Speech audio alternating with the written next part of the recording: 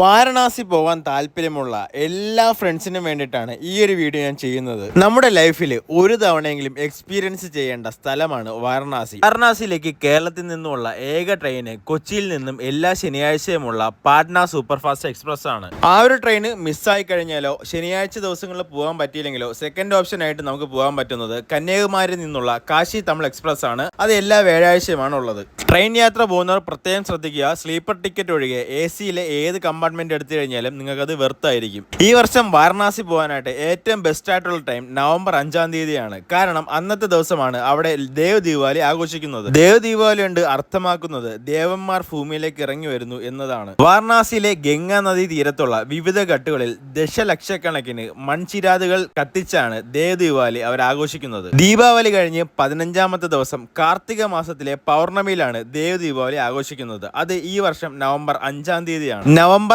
4-ാം തീയതി രാത്രി 10:30 മുതൽ നവംബർ 5-ാം തീയതി വൈകുന്നേരം 6:45 വരെയാണ് ഈ ഒരു ആഘോഷം അവിടെ നീണ്ടു നിൽക്കുന്നത്. പോകാൻ താല്പര്യമുള്ളവർ നേരത്തെ കൂട്ടി തന്നെ ബോട്ട് സർവീസും റൂമും ഒക്കെ ബുക്ക് ചെയ്യേണ്ടതാണ്.